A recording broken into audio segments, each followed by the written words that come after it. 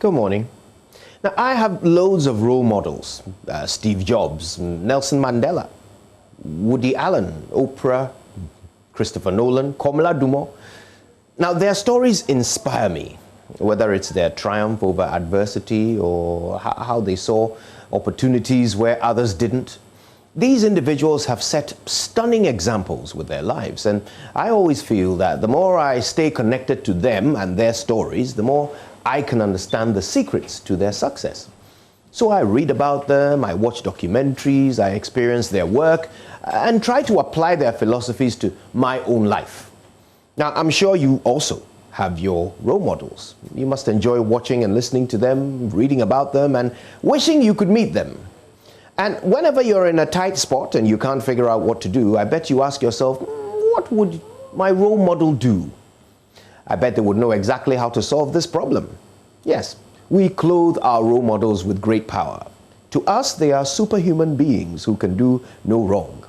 And that's the whole idea of a role model. They model the best of behavior and human qualities. Now, here's a thought. Whose role model are you? Who looks up to you? Who thinks you are superhuman? Nobody? Think again. The fact is that no matter who you are, no matter what you do, there is someone somewhere who admires you. It may be the security guard at work who thinks you dress, very nicely. It may be your young cousin in the village who thinks you are the smartest member of the family living a good life in the big city. It may be your children who are amazed at how you have an answer for every single question and can't believe how easily you can reach for things from the top shelf in the cupboard, a feat they could never achieve in their wildest dreams. The point is, no matter who you are or what you do, chances are you are somebody's role model. Here's the thing though. Now that you are a role model, you can't take this job lightly. People are looking up to you. To them, you are a symbol of what they could become if they work hard, if they stay focused and eat all their vegetables. Now, we were talking earlier about how being a role model is about model behavior. Well, it is also a role which you can never stop playing. Steve Jobs, Nelson Mandela, and Komla Dumont were all ordinary people who did extraordinary things. But in addition to the extraordinary things they did, they must also have done lots of ordinary things and made lots of ordinary mistakes. They must have left the toilet seat up sometimes. They must have picked their noses and passed wind in church a few times in their lives. But they never did these things in the public domain. I certainly never saw them do these things. And thank goodness for that, because if I had, it would have punctured the perfect image I have of them. I would have found it difficult to aspire to be like them if I discovered that they were just like me. So, whoever you are, whatever you do, never forget that somebody somewhere is watching you playing the role of a model human being. You owe it to them to be the best possible version of yourself at all times. You cannot afford to puncture that perfect picture they have of you. You really can't, because you may well be the only reason why someone somewhere is working hard to improve themselves. My name is Kojo Yankson, and I know you're watching, so I won't let you down. Good morning, Ghanafo.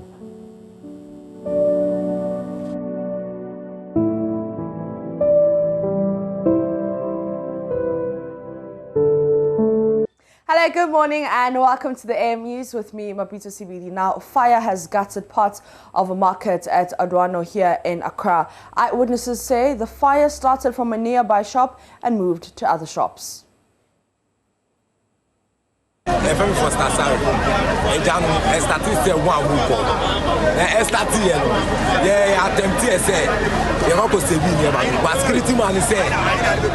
man is saying, can I'm branding chest? I say Eja, Shimaketa, who's civilian, who's be right inside, and go to the Jano, and say right inside, Ebeshi, Elsa marketing or some lucky gates.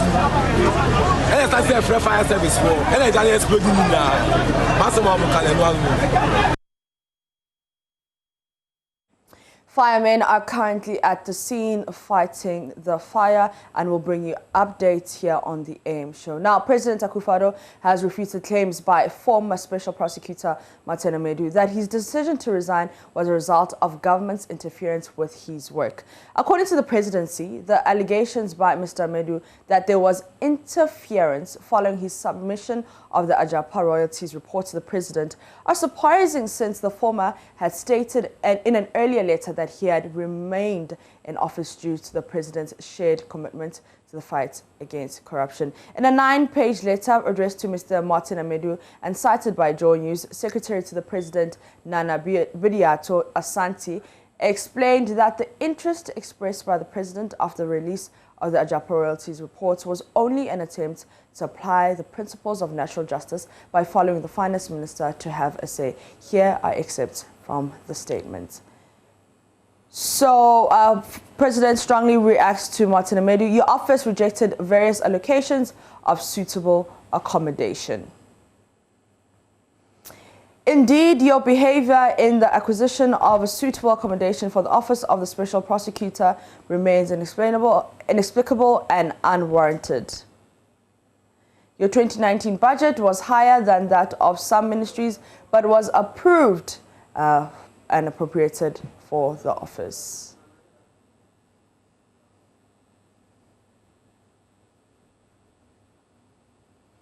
The impression that there was deliberate intention to ensure your office didn't function is the most startling, because your office had been adequately funded to pay your salaries.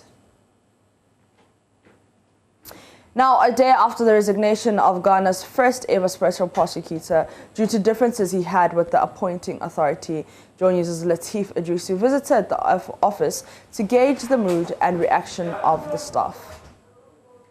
Then candidate Nana Addo Dankwa Akufo-Addo's bold declaration to create a specialized and independent office to fight corruption and corruption-related offenses in Ghana manifested when he appointed Martin Amedu as the country's first ever special prosecutor. The whole fight against corruption and corruption-related offenses started in an office that is just about few yards away from where we are currently standing. For security reasons, we are not allowed to get close enough to give you a close-up of the Special Prosecutor's office. Years after his administration kickstart works and investigations into various allegations of corruption in various institutions across the country, the Special Prosecutor, Martin Amedu, has abandoned the ship. Question is, what becomes of the country's quest and determination, declaration, pronouncements to fight corruption and corruption-related offenses in Ghana? And what does it mean for the country on the corruption indexes across the globe from the Office of the Special Prosecutor? This is Lateef Idrisu reporting for Joy News.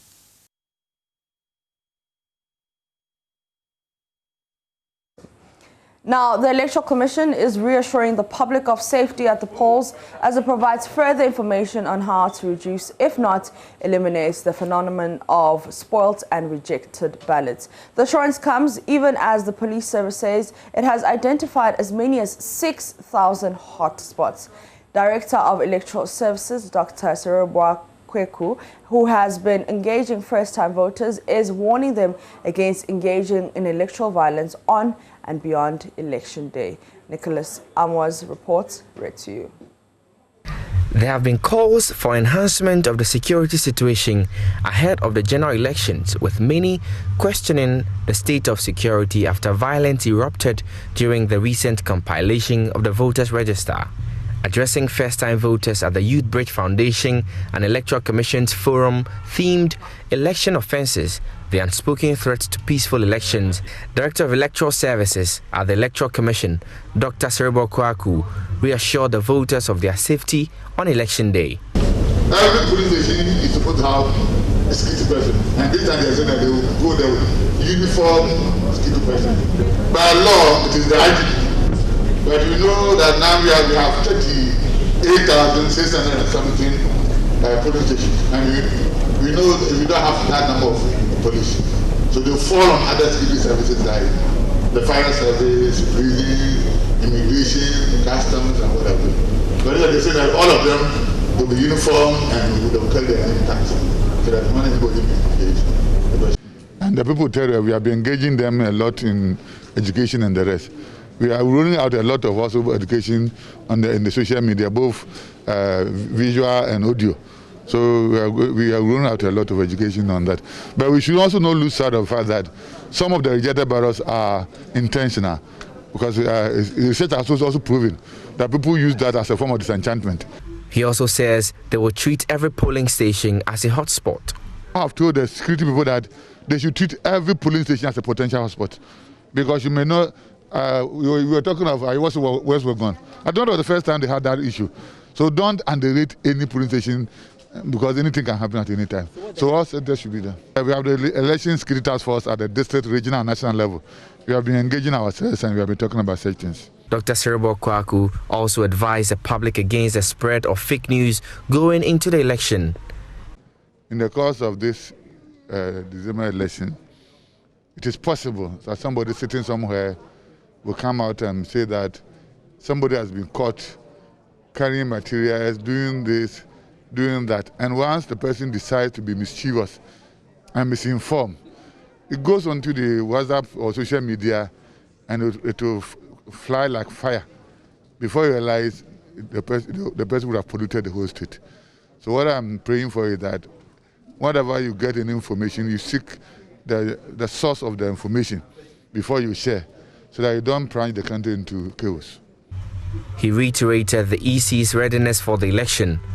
The forum brought together first-time voters, including Kumawood actress Mame Sewa, to be educated on the do's and don'ts on election day. Nicholas Ekoyamo's report for Joy News. Now today in our series dubbed Safety for My Votes, focusing on security in electoral hotspots ahead of December 7, we're in the region with the most hotspots, Ashanti region. Constituents of Asawase in the Ashanti region want special attention accorded the constituency to avert violence in the December 7 polls. The area has consistently been tagged as an election hotspot due to persistent tension between the two major political parties, NPP and NDC. Love FM's Nanaya Juma spent the day in Asawase and filed this report. The Asawase constituency is listed among hotspots in the upcoming election, with 53 areas under police radar. The quest of the New Patriotic Party to grab the parliamentary seats from the National Democratic Congress is said to be the cause of the high tension in the area. Several incidents have threatened security in Asawase constituency. In July, a national security operative brandished a gun at a registration center in an attempt to restrict some people from registering in the constituency. Pockets of political violence characterized internal activities of both political parties, mainly from internal race to become parliamentary candidates. Latest among incidents leading to heightened tension is the arrest of some NDC persons police suspect to be armed robbers terrorizing the region. Incumbent Member of Parliament for Asawase, Muntaka Mubarak, claims the police are unfair to the NDC. I just want to remind the police, we believe that they will do just, but emanating from what I saw yesterday in the court, I have serious concerns that if the police and the court fail our society, they should know they are contributing to injustice anywhere in the world. Many in the constituency are concerned about security situation ahead of the upcoming elections. Some point to the existence of party vigilantes despite their disbandment. We are not seeing the usual macho style and this kind of activities now, but who knows what is going to happen. The political parties should be able to apply the law and make sure that the vigilantes are totally eradicated. The matter of insecurity and then vigilantes is almost everywhere across the country, in every constituency, in every region. I will also urge stakeholders, especially the political parties, the CSOs, the clerics and the what have you, to come together to enforce fully disbandment laws of the vigilante groups and activities. I think having them fully disbanded would be the best solution to causing these problems. You may walk through these communities and you realize that our words, our communication between some of these youth will tell you that some of these activities is still happening. Others observed the police after killing of 7 Asawase constituents in Manson Kwanta have refused to patrol the area. This, according to them, has resulted in the open use of drugs by the youth in the area, creating a sense of insecurity, especially as elections beckon. There is a public toilet over there. When you go there, so far at least around 4:30 to 10 o'clock, Charlie, it's something else. Yababesi police station. There was Swasi. Who called on about police station? Who called on Agajansha of Urukrum police station? But still, the only bamboo BIO about Aswansi. If you call a police patrol that they should come, the guys are here inside the park smoking ganja. No one will mind you. So that's our main concern. Both MPP and NDC, who are key actors in the coming election, have signed pacts to ensure peaceful elections. The NPP, as part of their campaign, is calling on all to use the upcoming elections to erase the violent tag. We beef our security just to make sure that all eventualities will be curtailed. Before then, I had gone to all the bases, both NDC base and NDC and NPP base, spoke to them. If you do things against the law will take its course on you. But the NDC has a condition for peace, as Muntaka Mubarak explains. We are assuring you can't call us. We'll work within the laws, we'll operate within the laws, make sure that we protect our constituency, do whatever it takes within the law to ensure that victory is secured for Aswanse and for His Excellency John Dramani Mahama, no doubt about that. We want to encourage the police to dissociate themselves with operatives within the MPP. For Joy News, Nana Ojima reporting. And that's how we end the AM News here on the AM Show. I am Apita CBD. Thank you so much for watching. The show continues with Mama Vio Usabwaje and Benjamin Akakpo. Enjoy.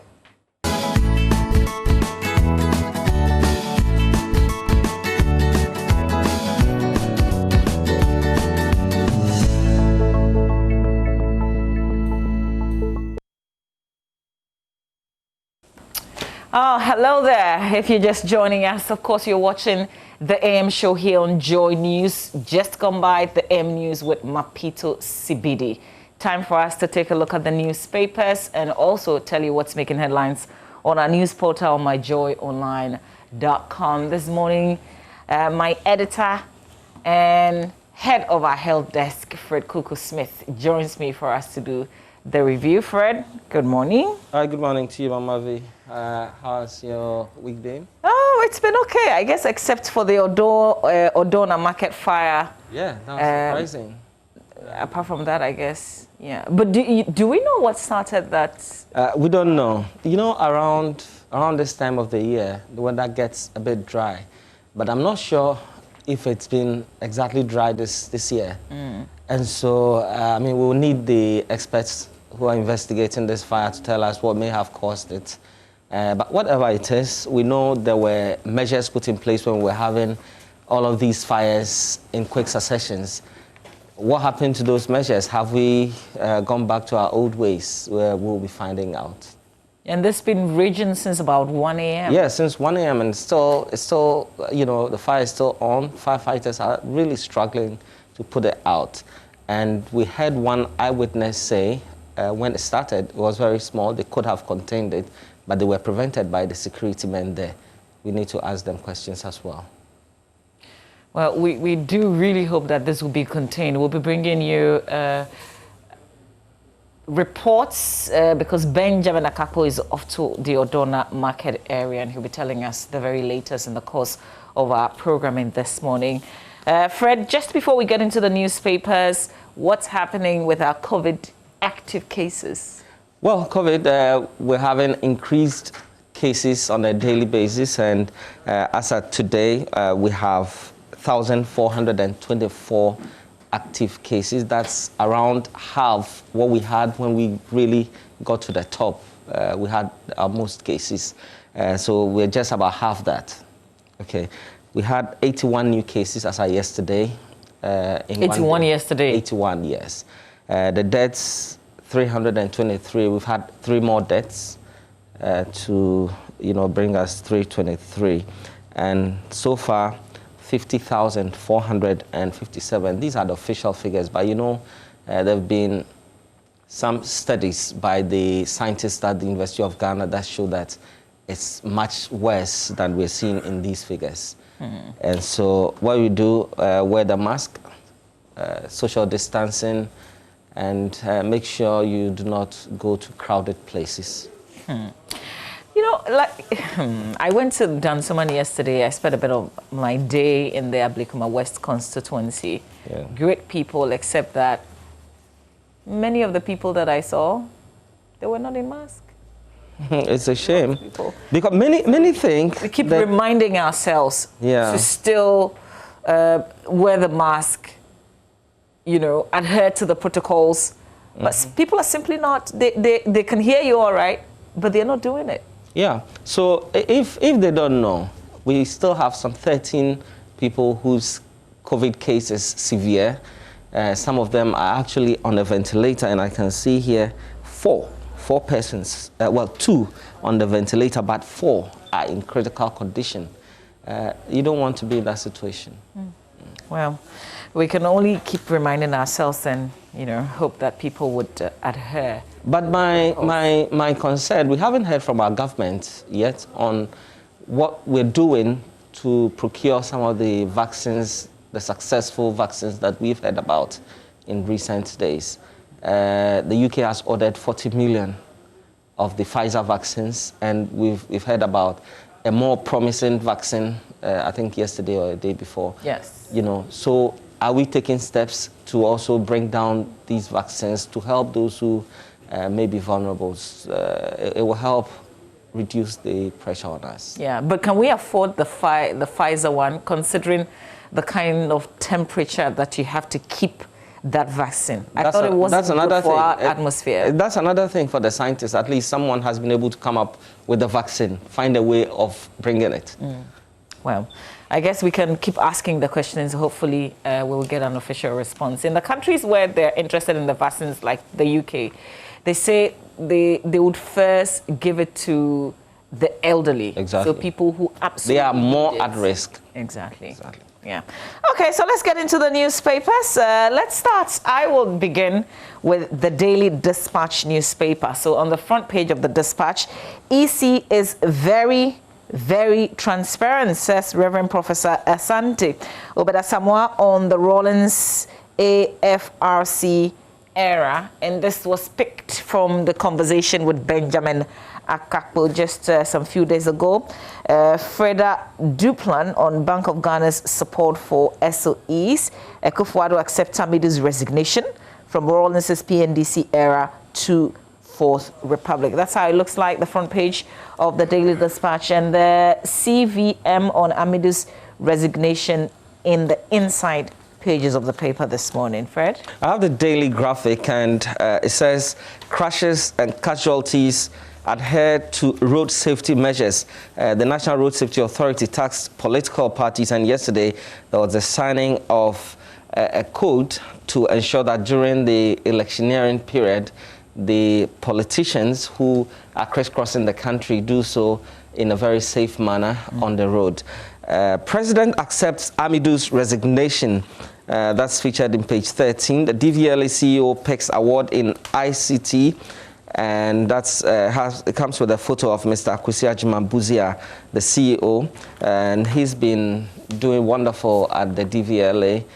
Cutting back on queues over there. Government signs $400 million loan agreement with Korea. I don't know what for. Second insightful graphic quarterly review comes out next week. So it's a promo for their review for next week. Okay. And On the back page, we have the second cycle schools receiving 241 pickups. You know, those schools are expected to reopen fully next in January. And now that our cases are going up again and people are simply refusing to adhere to the protocols, we're wondering if the January reopening will actually happen. Yeah, exactly. It depends on how Christmas, you know, all the festivities go. So I think the situation has changed, and so we need to review our plan for the schools reopening, and so maybe the government's COVID team will have to look at that. Let's do the Republic Press newspaper. Front page says NPP challenges Amidu. We know the NPP statement was issued before the response from the presidency proper. Undue demands on MPs make them lose focus on constitutional mandates. Rawlins fought for better life for all, says former President flag bearer of the NDC, John Dramani Mahama, as Akufo-Addo accepts his resignation. So that comes with the banner headline of NPP challenging Amidu on the contents of that statement as he announced his resignation.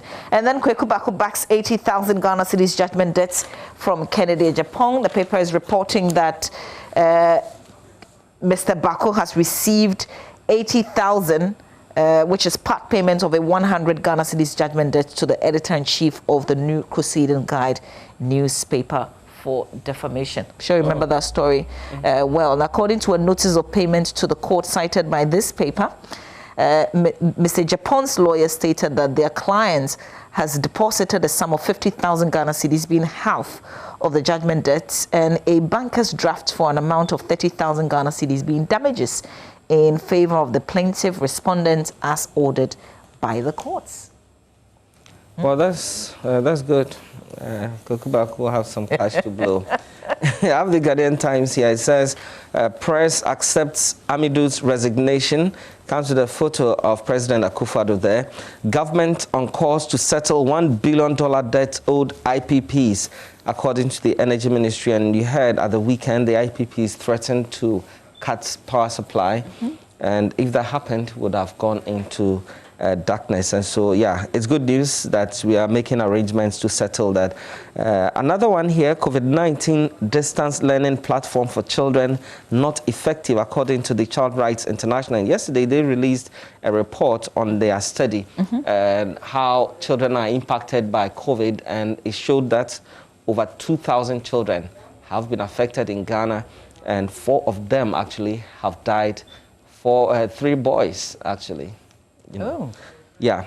Okay, that's interesting. So, yeah, so they found that children between the ages of 0 and 15 were more at risk, because most of those people were actually catching COVID. And so when parents go out and return and don't know what they have gone to do, it's important to, at home, also practice the hygiene protocols, wash your hands before you touch, and in some cases, because of where you may have been, if you work in a hospital, for instance, you need to actually take a bath.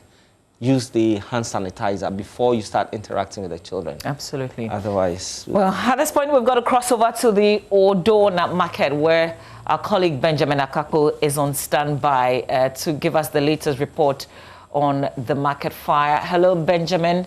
What can you see? What can you tell us?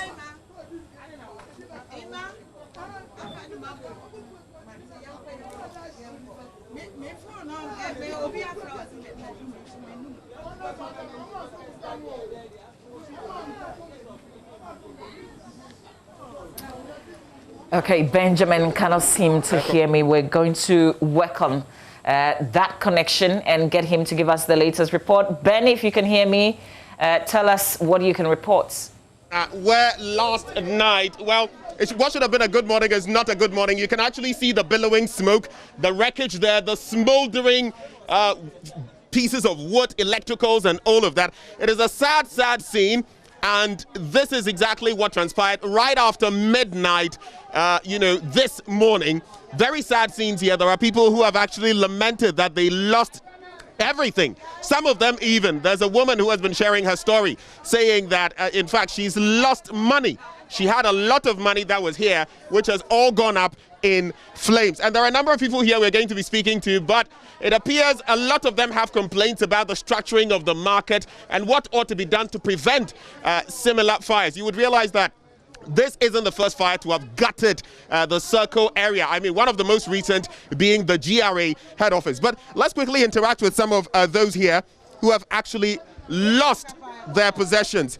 And Mommy, what's your morning? Morning. Your friend saying? Mary Pra. Mary Pra. Pinaman. Mary Pinaman. Pacho, who was store ha? Me pacho and the guso ayesin. Bedsheet, curtains, towels, sponge, na pillow cases. Inti, baby, I was store no. Man fa wai kura, man fa wai. Iko kumasa na juya na mbedruye. Man fa wai. Ti menyama nyina na guso ayesin. Thousand kura man fa. Man fa common one. Me want my bed 6 base. I'm a cha, my sending na. Man fa capre cra, my yaba kukra, nina. Curtains, 3 base.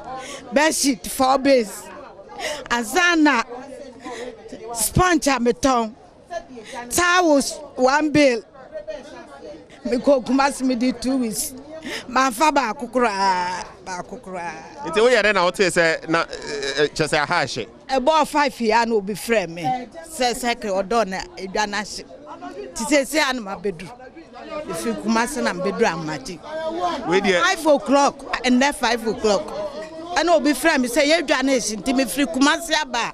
Men come home, Emra. Me buy a neguso action. I'm fat in my back. Ain't you know, wait dear, Yama Okosakose, Yama Uji, Nemono, Nema, Washri Wahano, Okaboma, the price, no, and Sikat Bear saying now, we invest as I say, Washri Wahano. Bashi to 1 baby, I 12 million. 12 million. That is 1,200 Ghana cedis. Curtains is so 1 bill, I 650. And the curtains here 3 base. Bashit here 3 base, and I'm what towels, and also a 15,005. Man fa ba kokra. Me just me kabo ma me hu scan. So those are the sad scenes from here, Mary Pinaman. That is actually her shop that has gone up in smoke, in flames, actually. That is her shop that you're seeing here. She sells towels. She sells, you know, a whole lot of other used products. And here indeed, she says she's lost everything, pillowcases, bed sheets, and all of that. Off the top of my head, from what she's just mentioned, it would have been at least 20,000 Ghana cedis that has gone up in flames just for Mary's shop. But let's speak to another gentleman here. Boss, what are you saying? Franco Usu. Franco Usu. Now, then, I will turn her. I'm ladies and Pabua, and Mom Pabua, and I'm turning her. Okay, now what shop and I want here for? Maybe shop on the Winfin Honomu. If you honor a Janacra started a she. And teacher said, I want to be in Kohompo. They mean to me call Manfashi, Makofania Macrafu for Crassa. And Ram if you are bare 9:30 morning. But my name is Bibisa BC. And in Tamwa Minya and Tiame by an answer Bibia condemn. Bibia condemn and T serious because the marketing more elegant too much. Too much. Illegal connections, no. Serious. Because Omuka say market area Letitia before so baby piano. Before so baby piano. Before so baby piano, just so who Letitia neighbor coupe. Son of the air, but she will be a say or agent or supply light. And I cover with I abba. And I want to baby almost say just a she and a jato on between toilet in whole side. Toilet and whole side, a one January day. A year we say, a Jana started here. And Diana was a light to go at 10 minutes. And now, a month to me, I'm sure Mazisiano, Jato Habam Siciano. You near me in Ashi, men pop 500 pairs. In Ashi. 500 pairs, you know, or bonnet of Sikasa and Washing. Sika Mashred here because I want me to be 80, a be an 90, 60, 70, 30, 25, 20. Cheapest grand 15 cities. It's now we are Makofa Foods in Pabua, almost 30 million. And Ukraman Hurekura, meaning say Christmas, we've been a different land and buy an uncle to Babu. It'll be see what to me chance and you see. Ninja Ashi. ne nyinaa hye. It is say, you know, when ya then now person just say AMA omo hanu mo say MC for no mo ha ene na se for then now person omo ye. Asesi ano so mba ya emwa na so ombe boyen. E wo kwan ben so. So mbe mai e bi nya sika bi na nke de hye adwuma ni mu. Because ana sesi an se ne yesitie no market no de entia ema edipa kura nye we say market middle lane now omo yem eyo say patapata di si mu no eno so ka ho because nke je kura ya hie enka fa service bi kura betumi ade betumi awuram no obedum direct because omo ya middle lane omo ya market e de asim obi ya patapata enti eja kura hie unyi obi na otumi de ayo say ka kura tumi awuram eno so ka ho. It is one by market no na so mo de later no one by market no mo de aman em say street no de e so tumi dire dem because o mu bi market no that time na manfo kotogu ko fa ne ma de ba na kia no small kia na wuram street but you say ka bi ntumi wuram ji so park e chire ansa na wo de ne ma na wuram e no so ka ho bi nti e pom che mpanifo no o mu tie o mu mu ayen na zia no enye easy e kura nti e mu ano sika fa no wonya mu abi a nka sen den na potin na wo pe oh sika fa no de say at least inya bese isi amempa boa yi we se no almost bese 120 million another ashie that is 12,000 Ghana cedis 12,000 it at least minimum de metuma twama omo boa yi de nyamiase. Yeah, that's it. And that is the story right here, the picture, the very gory picture of a lot of people who have actually lost their property here. All of them gone up in flames. And the story indeed is what you heard. Now, Mary has lost about 20,000 plus Ghana cedis worth of curtains, towels, bed sheets, pillowcases. And, the gentleman I was just speaking to, he actually sells shoes. He says he has over 500 pairs of shoes that have gone up in flames. Only recently, he actually got a batch of about 3,000 Ghana cedis worth, and that has also gone up in flames. Now, you can see the remains right there. What exactly is happening in your shot? So you see the smoldering, all of these metallic, wooden structures have all gone up in flames. And one thing they're calling for, they're saying that the right, systems ought to be put in place. First of all, when it comes to electrical work, it appears everyone here has become his or her own electrician, and that actually is what triggered this fire, because apparently from the reports, there were some sparks, some flames in one of the stalls, and that led to the chaotic scenes we are seeing right here. They've also talked about the fact that the passages in between the stalls, the kiosks, ought to be made better.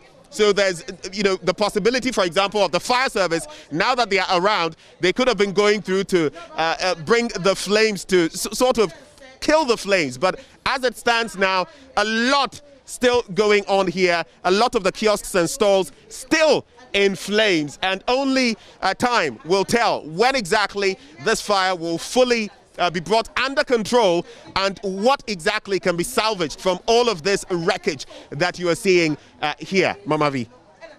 And that's Benjamin Akako reporting on the dawn fire at the Odona market. And as you can see, it's not totally under control yet. Benjamin will be engaged in the fire service. So we'll join him when that conversation gets underway. Last year in 2019, Fred Smith, I was just trying to remind myself, because we reported on another fire incident and just like this one, at least in the early stages, we didn't know the cause of it, even though there were people who had said, oh, somebody was either cooking, left something on fire. This one, people say they saw or they heard some sparks going off. But there was no proper conclusion to what may have happened, how we intend to prevent another incident. And here we are, in 2020, in November, also reporting another fire incident, same venue, the Odona market. There's actually a report into fire outbreaks in Ghana covering the 2000 to 2013.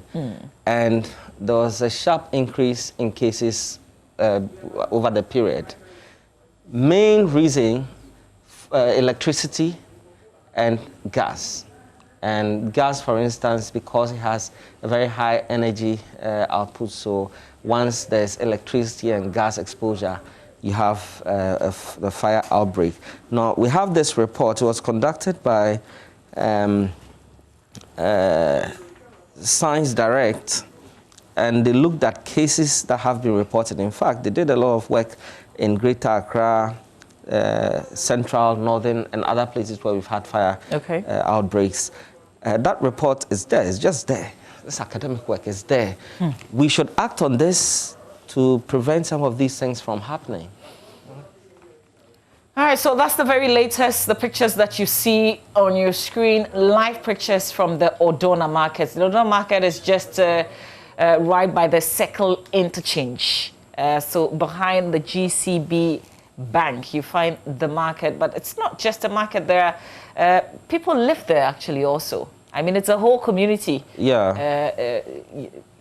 And it's typical of the other kind of markets that you find largely in the Greater Accra region, where when incidents like this happen, fire service will find it difficult to get to the scene because the stores are so close together and there are so many of the structures, and so you can't find space to move around.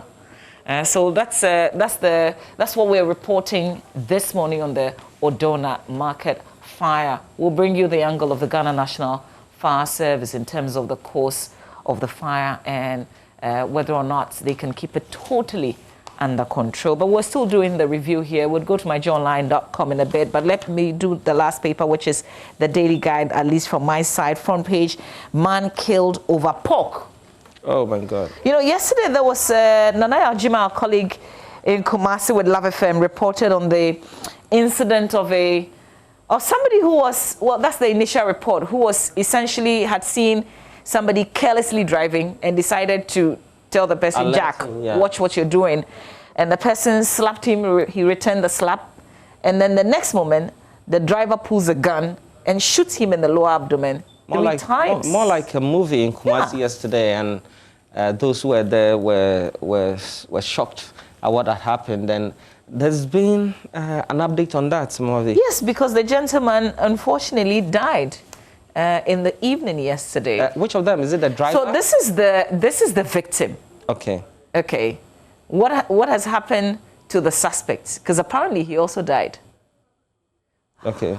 Oh, so our colleague at Love FM is confirming, and Nanaya Ajima is saying that the Ashanti Regional Police Command has confirmed the passing of both casualties in Tuesday morning's road rage at Ayidriase near Kwame Nkrumah University of Science and Technology.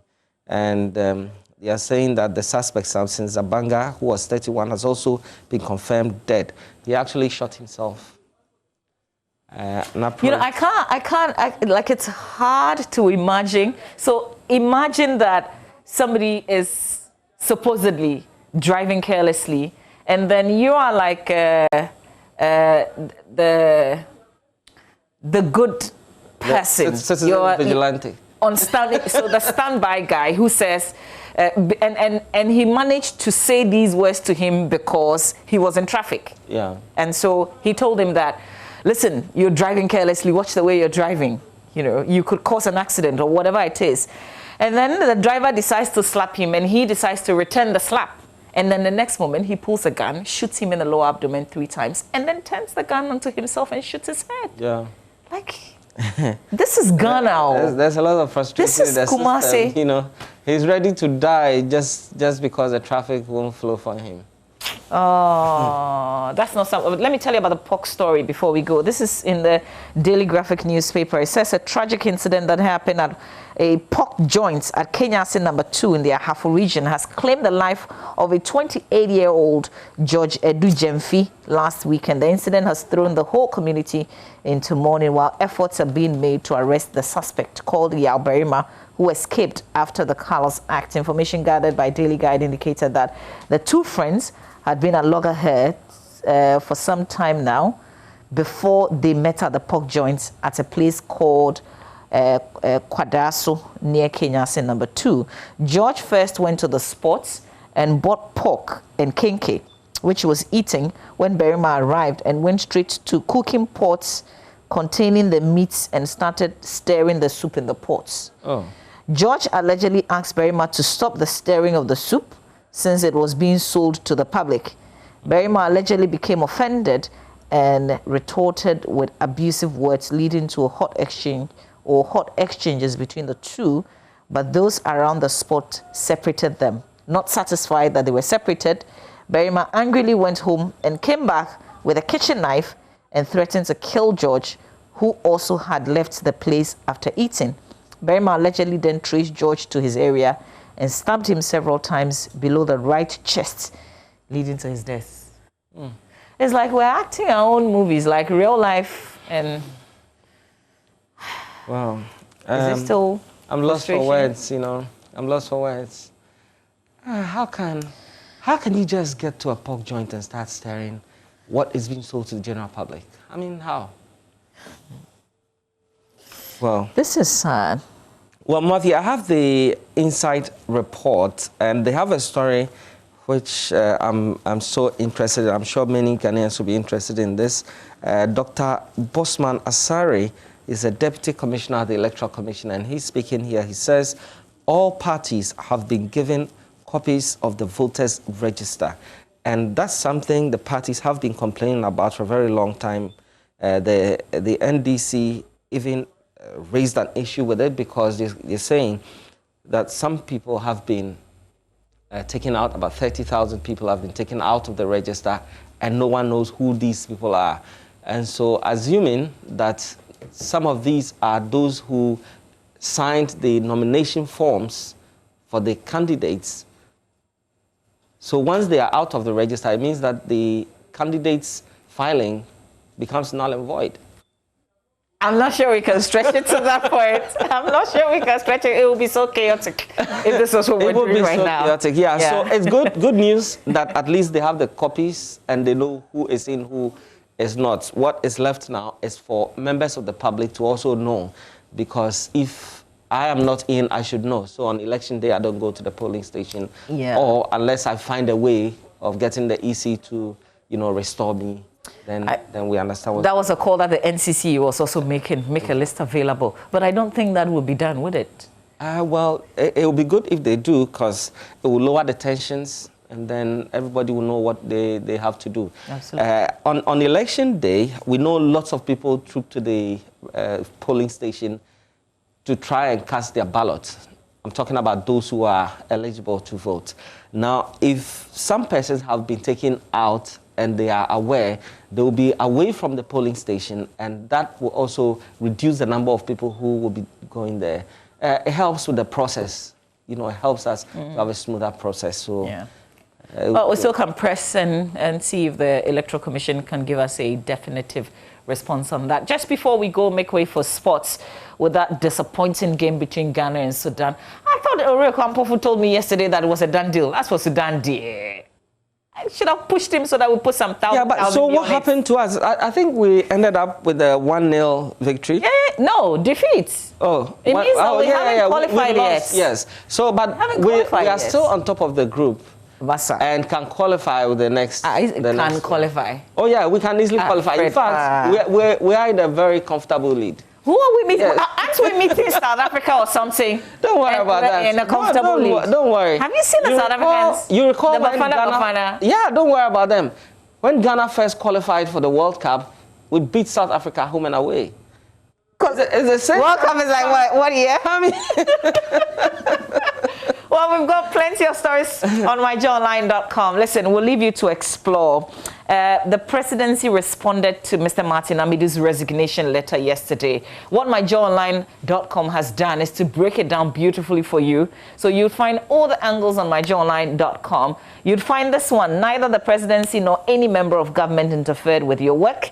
Akufo-Addo replying to Martin Amidu. But if you also go down, you would see that they are saying a lot more, which has been broken down for you. So we'll leave you to go to myjoyonline.com and explore all the responses from the presidency to Mr. Martin Amidu's resignation letter. Ore Kwampofu will now come and tell us why he was so certain yesterday that Sudan was just like some child's play. Only for us to wake up this morning and we haven't qualified.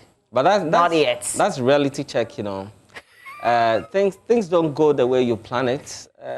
If you heard that song by Shaggy, Keep It Real, you know, you'd have nice plans. That would be like a fairy tale world where nothing bad happens. Sometimes you go through these things, there are lessons you learn on the way to the top. Okay, so that's Fred Smith turning very philosophical this morning. But the thing is, weren't we a better side? So what happened? Rico Ampofo will bring us the details. Thanks for staying with us for the review. And more importantly, Partey didn't play. Partey didn't play? Yeah. Partey wasn't in that squad.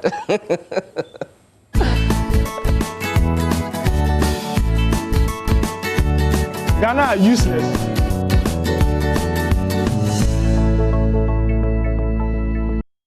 Hello, good morning and welcome to the sports segment with me, Rico Ampofo, and as Mama V did rightly say, I was pretty confident in the Black Stars because if you look at Ghana, we're ranked 48th in the world and Sudan are all the way down in 128th in the world. Certainly, if you look at that, there should be a disparity between the two countries. And that should have manifested in the scoreline. Unfortunately, CK Akono's side lost their first game of the qualification series after conceding late on the road. Mohamed Abdul Rahman's late effort handed Sudan a 1-0 home victory over Ghana in the 2022 Africa Cup of Nations qualifiers on Tuesday. Now, the injury time goal secured all 3 points for the host in Group C on matchday 4 at the Al Hilal Stadium in Omdurman. Jordan Ayew leads out the Black Stars against Ghana. Ghana looking to seal their place in the finals. Uber Velud's Sudan trying to challenge for a top 2 finish. They've got a long way to go. That's a lovely first touch by Ekuban, who's recovered from the knock. Caleb Ekuban takes on the shot. In comes the shot. Dan and Abdul Rahman does very well. And now there's going to be a chance for Abdul Rahman to open the scoring. Dowda smothers it. Abdul Rahman crosses, and it's Wakaso. Great ball by Wakaso, but the goalkeeper sweeps up very well. Good skill. Jordan Ayew shoots, and that's the first attempt. With the free kick, it's on target, and that's a great save. Really good save. Good cross here, headed over the bar. Abdul Rahman. Good skill. Could be a chance here, just needs a finish. On the turn and wide. It's Ayew, it's on target. And Abu Shrent. In it comes again. Oh, great cross! And Sudan get the goal!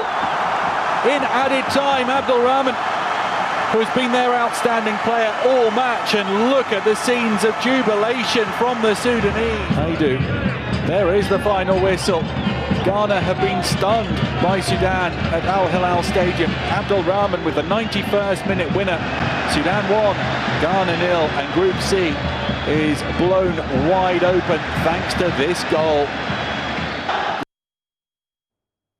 Well, 1-0 ended in favor of the North African Sudan, and what that means is that Ghana's qualification to the Continental Showpiece to be hosted in Cameroon in 2 years has now been delayed and would have to wait till March. We'll be telling you the permutations and what the Black Stars have to do. But before that, let's hear from head coach CK Akono, who says that despite the loss, he still saw an improvement in his side's 1-0 loss to Sudan. Now, according to him, the COVID-19 pandemic has not helped in his quest to build a winning team, but he is beginning to see some positives. I think in all, we did well. We lost to a team that showed more hunger than us, not because we didn't want to do anything, win. Of course, we wanted to win, but if I look at the way we played in Ghana and the way we played here, I feel there's a bit of improvement in terms of containing pressure and all that. But of course also the way we prepared before these two assignments was not an easy one, and so at the end we had more the necessary guys that we need, those we need to be on board, and they came in.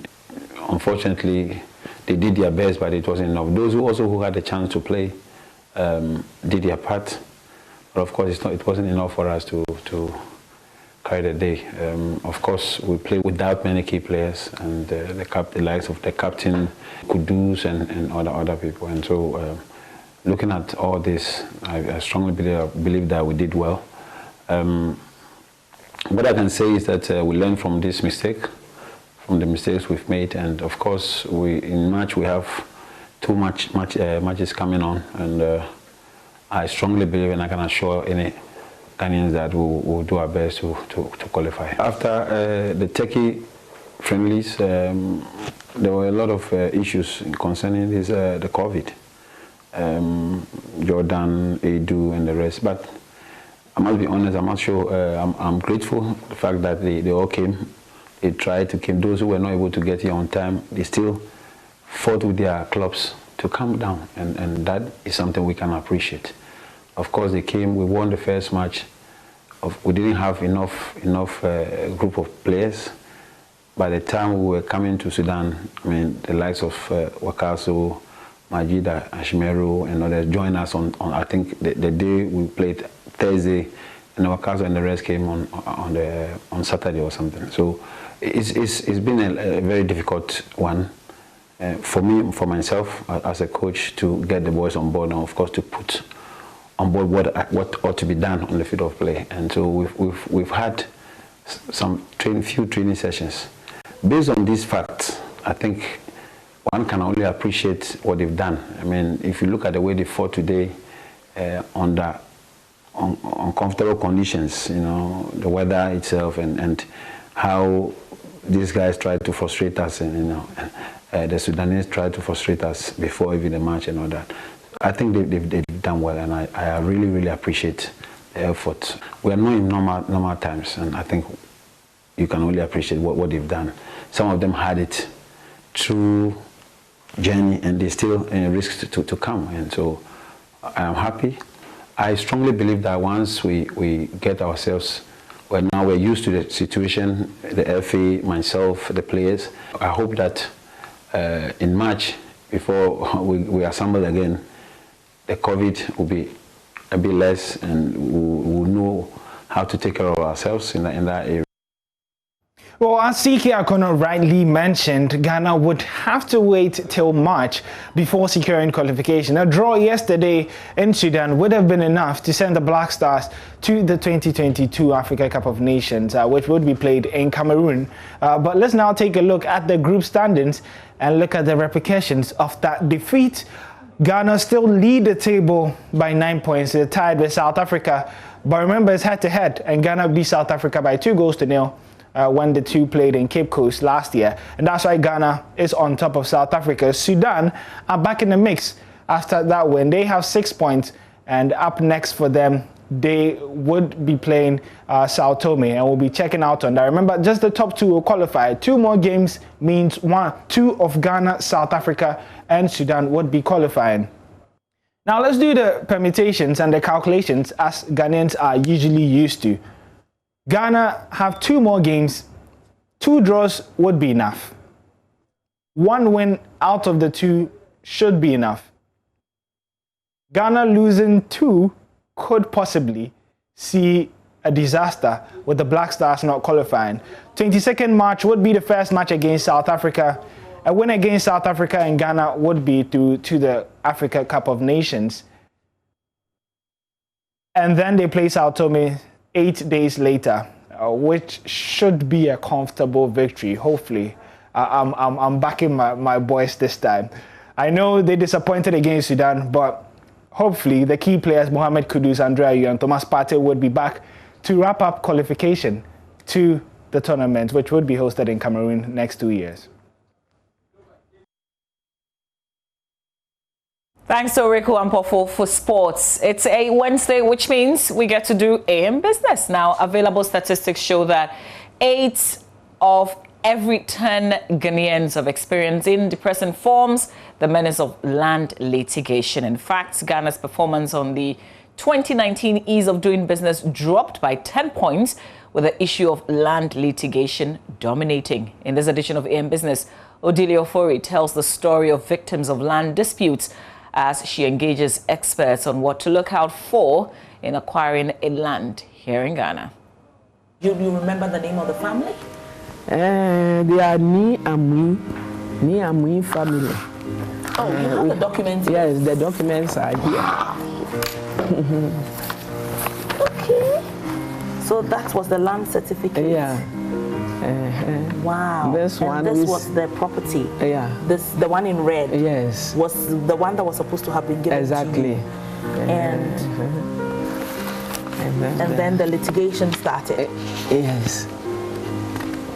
Wow. So these are the indentures? The indentures. We finished everything. Including the Lands Commission? Yes. They went all the way to Lands Commission? Yes. Everything was inclusive. But later on, even with this, it shows that this is the seal that the land belongs to us. So as at now, we have the document. But they have encroached, they have built on the whole land. And they haven't got even a document. And because we have the documents. Sort of system we have. Once somebody has erected a property on the land, they eventually become the owners, and then you pay them off. Wow. Okay. Also, that's what brick and mortar is all about. We want to be able to be solving problems. What I will do is engage the Lands Commission on this, and then we can see how you can proceed with this.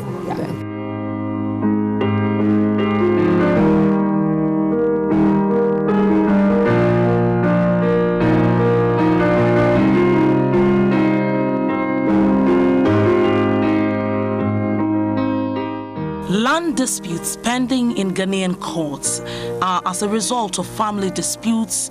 About 52.7% of all the cases. Boundary disputes stand at 17.7%. Unauthorized sale of land by a chief or a stranger, 12.8%. And unauthorized sale of land by a family member, 4.9%. I have come to a 500-acre land where the owner paid part and the family decided to give her the rest to sell on their behalf. We got to finish the interview, but while doing that, machete-wielding men surrounded us. The landowner, whose identity and name we will not disclose, was shocked to the core. A land she bought 5 years ago had been under litigation for over 8 years without her knowledge. These are the real issues on the ground.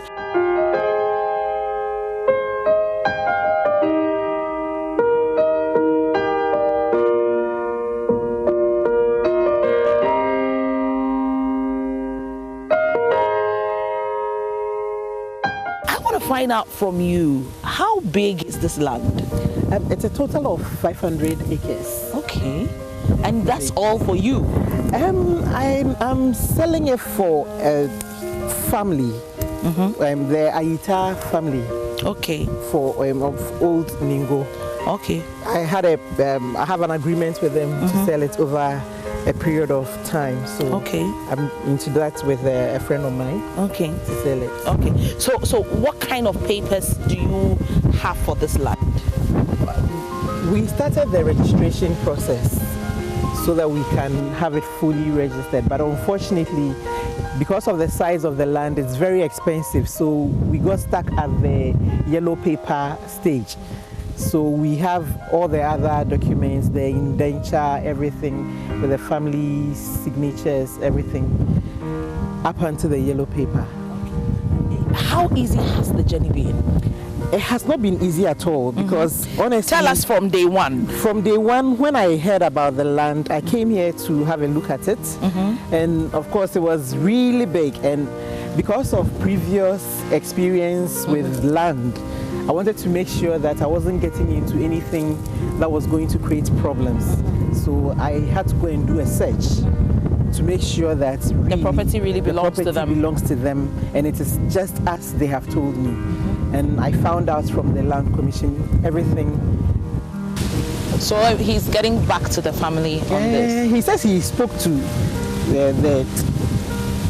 the family, their lawyer, and he said he doesn't know the name Teblebu. So that's why he was asking for the family name. I said I've sent it to him, so he should. I think when I called the first time, he called the lawyer, guy, and he says he doesn't know the name, so I should get the family name for him. It's good information. Yeah. Whatever it is, it's good information. don't worry. Let's go. I'm thinking about my money. Yeah, because you were telling me. Yeah, I'm thinking about my money.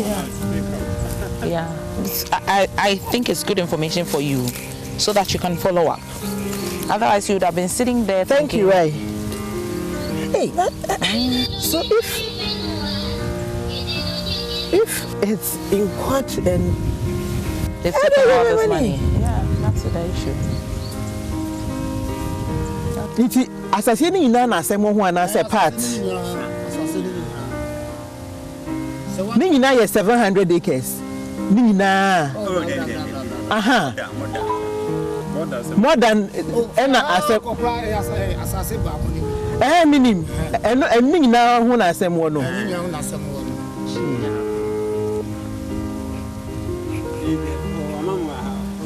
I have come to 360 survey to find answers since I was also a victim. When somebody goes on a property or before somebody even acquires a land, exactly what are they supposed to do? Okay. Before you acquire land, the first and foremost is once you see the land and you are interested, you go to the area to inquire where the land is located, to inquire, perhaps ask adjoining neighbors to the plot who is the real owner of the land. So when you are shown the owner, you go to the owner, you talk to the owner, you express your interest in purchasing the land. It's advisable or it's recommendable that you take your own surveyor, a land surveyor, to the site. And a land surveyor, these days there are a lot of people posing because of the advance of technology. It has made surveying quite simple. So there are lots of people posing that they are surveyors. So what you do is that you get a very competent surveyor. A qualified one. Qualified one for that matter, okay, whom you can trust. Because they are qualified surveyors, but not all of them are trustworthy. So you get a qualified surveyor who you can trust. You get him to go to the site to survey the land. So once he surveys the land, he will prepare a site plan for you. So you send that site plan to the Lands Commission to conduct a search. The Lands Commission, when you get to the Lands Commission, you have to do what we call a consolidated search. By consolidated search, what it means is that you do a search at the Public Vested Division of the Lands Commission, you do a search at the Survey Department of the Lands Commission, then you do a search at the Land Registry Division of the Survey Department of the Lands Commission. Now, as we speak now, the Lands Commission is trying to integrate all these data. Three, yeah, but we are not there yet. So until we get there, we have to do these three searches. So based on the search reports, you now give the search report to a lawyer who will then interpret the search reports to you, because sometimes you get a search report, there's a judgment. Meanwhile, those judgments were quashed years ago. You understand? So if you want to solely depend on the search report that comes from the Lands Commission, it's not enough. It's not enough. So get a lawyer, because I mean, he's in court every day. You understand? He knows which judgments overrides others. There are instances that people get judgments, but they might not bring those judgments to the Lands Commission for the Lands Commission to plot them. You understand? So the Lands Commission will only deal with what is on their file. You understand? So after the search result is out, give it to a lawyer who will look at the result, interpret it to you. So once the results are very okay, then you can now get back to the family or whoever owns the land. Then you get the lawyer to prepare what we call covenant. By covenant, it is what you expect the seller of the land to do when you are purchasing. You understand? And the seller will also give you his terms and conditions that we call covenant. So your lawyer will now put all those things in an agreement we call an indenture. Then once that is done, I guess money can exchange hands. Okay, so it is only at the indenture state that money can exchange hands? Yes, once both parties agree on the covenant and that covenant is converted into an indenture.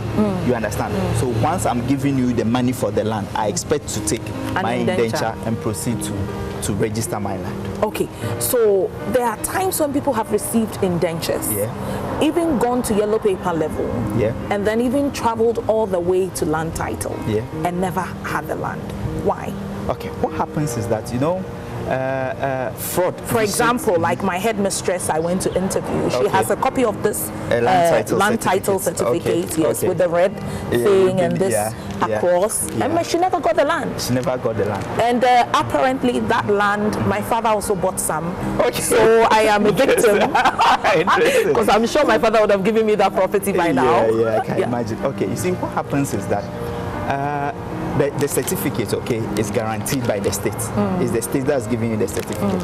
Now, what happens is that there are instances, okay, that people, there's a certificate on the land, but if you look at the background, okay, fraud vitiates every contract. You understand? So once a certainty of fraud can be proven, you understand, especially within our jurisdiction, there are a lot of cases that, a lot of instances that there is infighting among family members. Okay, so what will happen is that even within the same family, there are factions. Okay, so one faction goes ahead, sells the land to you. Okay, another faction within the family is able to take them to court. Okay, and the judgment, there's a judgment that quashes the initial transaction. You understand? So you might have your certificate, but once your root of title is challenged and flawed, you understand? Have you lost the money completely then? No, so okay, everything boils down to equity. Okay, there are instances that the court will say that, look, you've already developed the land. Let's say you haven't developed the land. You haven't developed the land. Yes. So in such cases, perhaps you have to go back to whoever sold the land to you to seek a remedy. You understand? You ask them either they refund your money to you or they give you another land in the process. Because once their title is challenged, okay, and it is proven that, look, they were not the rightful person to grant the land to you, even with a certificate, I'm sorry, you lose your land. Too bad. You were telling me that it's likely also that government can even compensate you in certain circumstances. Yes. You see, the certificate is guaranteed by the government. Never trust whoever is selling the land to you, okay? He might, okay, this is my land, this is the site plan. Say thank you very much. But that notwithstanding, I'm going to bring my own surveyor. Okay. You understand? Who comes to the ground? The most important thing. That's the most important thing. Who comes to the ground? So for that one, you are certain that whatever they are showing on ground is exactly what will be put on paper. You understand? So fundamentally, that's where a lot of us get it wrong. You get the point. So, and the problem is compounding. Once the site plan is wrong, you do a search, it will give you a wrong information, and you carry on with that. So only for you, I mean, you think you are like, okay, I'm on the land, I've done the first wall around it, I've built on it. Only for somebody to come challenge your ownership. Once you start bringing professionals there to read through this process, then you realize that, look, even my can you take this out and let's see how it looks so like? This is a land title certificate. This is a land title certificate. Oh, you turned it. Okay, sorry. So let me hold this. All right, thank you. So this is how a land title certificate looks like. Yes. How do I know that this is not fake? Okay, I mean, these days with the advent of technology, a lot of things can happen. You understand? I've seen fake land title certificates before. Sometimes on the face of it, you cannot tell. You understand? On the face of it, you cannot tell. So that's why when you are giving, okay, you have to go back to the land title registry. You understand? And make an application to be sure whether the land title truly granted a certificate like this. You understand? Once you take whatever copy you are giving, once you go back to the land title registry, make it available, they can authenticate that this is really real. Yes. This is really real. Thank you. I'm sure we will keep using you. No problem. So this show comes to an end. We're really grateful for the inputs you've made, Cyril. And your company is called 360 Surveys and Engineering Limited. Surveys and Engineering Limited.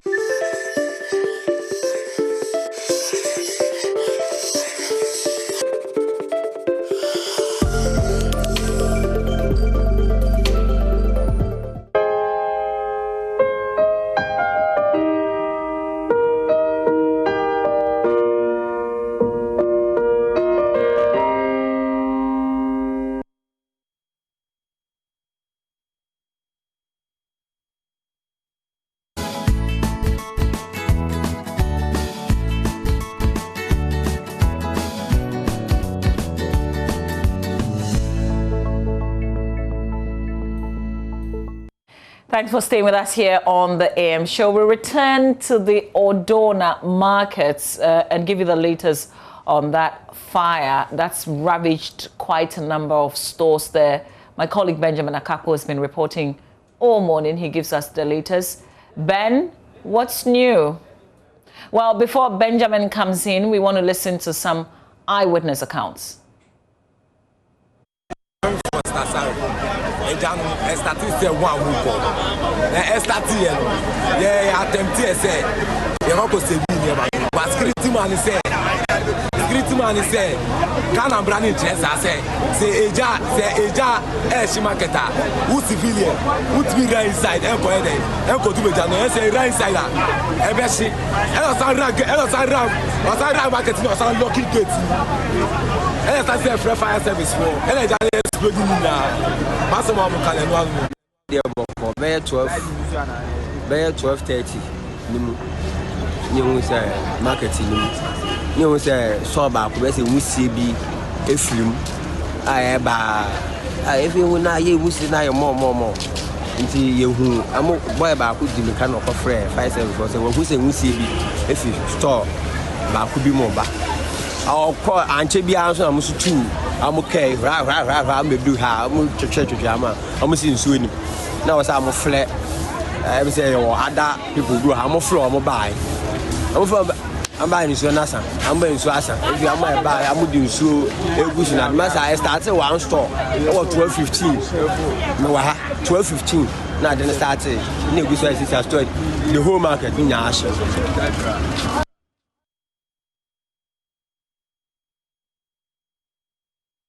So two accounts there. One saying the fire may have started around 1. The other person saying about 12:30. a.m. Let's get Benjamin Akakpo. Benjamin, you've been there for quite some time now. At about what time? At about what time are eyewitnesses saying this fire may have started?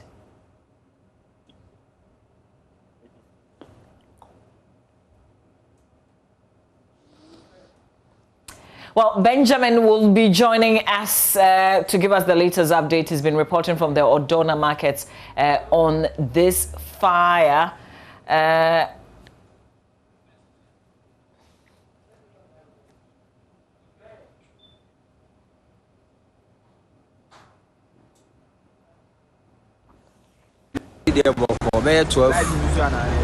12:30, you say marketing. You say so ba ko be say wusie bi efrim aye ba if you na ye wusie na ye mo nti ye hu am boy ba ko di me kan ko frɛ 57 say wo say wusie bi efi store ba ko bi mo ba akọ anche bi anso na musu tu am kai ra me do ha am twetwe ama am si nsuo ni na wo say am flɛ I say yo other people do am floor am buy I'm buying nsuo nasa. I'm buying nsuo asa. If you am buy, I'm doing nsuo egusi na. Masa I started one store. About 12:15. Me wa ha 12:15. Na then started. Na egusi I see store. The whole market in Asha. Every for start sorry. Ejano started say one week. Na started here. Yeah, attempt here say. You no go say be here but security man say. Can am brand interest say eja shimaketa who civilian who be right inside e ko ede e ko tu beja no e say right inside e be shi e san ram market no san lucky gate e start say free fire service for e na ja exploding na pass mo am kale no anu. All right, so the allegation is that when the fire started with just one store, some persons had tried to prevent the fire from spreading, apparently, but there was a security man on duty who asked them not to. We're not sure the account from the Ghana National Fire Service, so as and when they do speak, when we do have something on that, we will share with you. So that's about it for now. Stay with us. We'll take a breather. We will be back here on the M Show.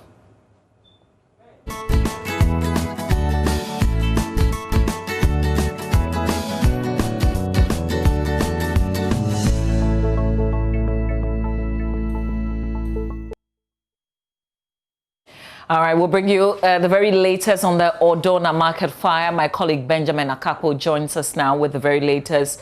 Ben, what's been happening since the last time you gave an update during the review segment of our show?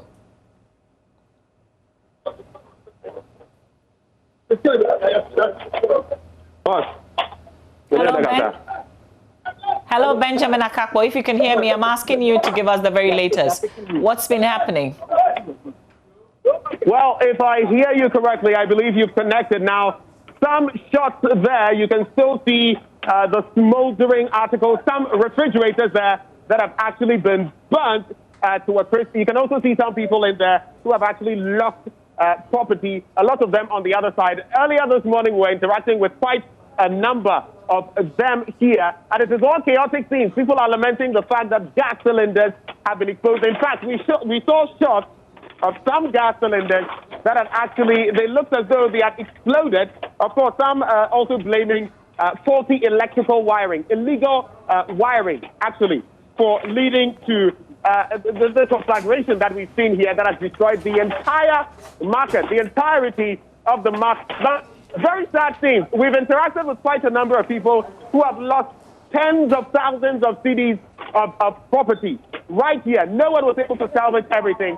And one of the things that has rung, predominantly is the fact that a lot of them are blaming the Ghana Fire Service. They say if you know where the public toilet area is, you would notice that it is quite a distance from the main market, but that is where supposedly the fire started from, and it was expected by some that the Ghana National Fire Service would have reacted quickly enough to quench the flame. Unfortunately, it turns out that they came with two different, vehicles, and they were not able to quench the flames because, from what we've been told, they did not have water in them. And so eventually, they came here, and but by the time they got here, the fire had already raged to this side, where in fact we are moving now. The fire had raged to this side, and it just left chaos, destruction in its wake. And those are some of the scenes we are filming for you now. That is one store right there that has actually gone up in flames. Pretty hot out here, very hot. And my eyes are smarting from all the smoke. We're bringing you all the live action from right here. So those are the scenes that you are seeing right here, all the destruction. This obviously is someone who sold clothing apparel. So jeans and the rest, all of them gone up in flames. At least this person might be able to salvage a few things, but not much for most people to salvage. Hello, Ben. Have you heard from the Ghana National Fire Service with all those accusations? So we're going to do this, Mama. We're going to interact with some of those who have been actually interacting with us. We're going to be talking to them, having them share their thoughts. Boss, good morning. Yeah, Frau saying. Right. Now, just what's on your mouth? Bachan. Then I was on her. But I'm talking about ladies' shoes in his hand. What should be Bibiana? Bibia. What's up in one emphasis? What's up, Annie? Yes, I see my Bibianca. A cabin saying, Wabo. But I'm committing the cabin wants 10 million. 15,000 Ghana. Yes. It says, yeah, wait, but it's a market Muhan, illegal connections, a dorsal. Gas, and those sound to we be an illegal connection when you be. Now, gas now will be a house. Mini light. In teachers will be a Corinne Mercuna. Yes, yes. It's the Tiano, then I'll walk. Then they bet me I not a jar at sort of Hannah Ajay. The mechanic says, a legal connection, and I got a moment to turn and pay the more money and all baby. And an illegal connection in the Amoyan. Right way, and I say, meter, if I'm a baby, I almost make me I almost money. You go and look at that, there 21 lines. Maybe a few minutes and nothing. It will be it needs to a bit much of feed, maybe much of that. 19 young 1 meter, no use, no use free, 19. Yeah, that's it. And so those are the scenes here. Let's speak to someone else. Then I will tell her. Nipama de wahase. Opama de. Aye. Ena o den no wahwe wa ha. Na o niema wa ha. Niema eni mi machine mienu. Yesi mi kura po ne mi koto fufuro machine nu fufuro and do 2 weeks here. Nina, any shop, Nina, Bibia, Mampo, Niama, Bibia, Eshi. Niama, what sewing machines now, what no. Just a 2 now, about 2 weeks, Nina. Nina, I know that hopo. Wait, the call on my who's a machine at the honomo. I still meet me fine, she. Meet me fine, Bibia. What are machines in the best thing? But we are 17, the account say, Tikadano. 7, it's 700 Ghana cedi. Any amount for Niama, whom Makotoni, lining, this Niama. It's a washer, what about Cabesi? And also 200 million. That's a 20,000 Ghana cedi. Pitutonia money become. Well, lining this active for Nisania Mamina, a Kahumbi. Nampato, I got a frozen. Your friend, patient. It's the same, one yard, very important officer. Yeah, not just a JJ Ajay. A January, Yama Bebre, the Abba, Nay Crapore, the Nimunia, the Bayer Mum, Susu. A illegal connection, a dorsal. Me can't add our dorsal. And no more Mundagia, and also no a dorsal. In the market, yes, CBMA, 10 years me, I'm no water in the Kasai. I said, a costo, and so, time be as a market say.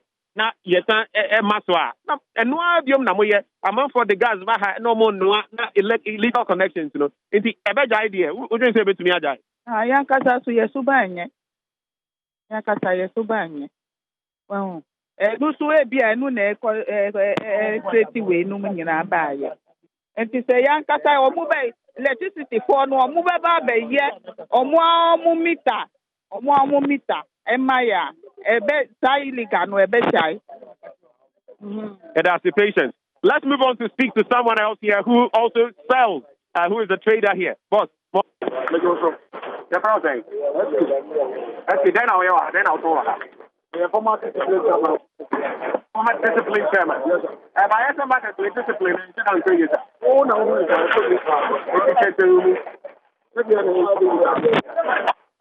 the discipline? I'm not going to say gas, any illegal. And no one, I'm not. But you don't wait. I am far report to mine. But the only say, I'm not telling about 120. I'm not telling you, but it's a class sufficient. It's a brand new SCM. And you're forced to fire for them. It's all about, instead of telling them, I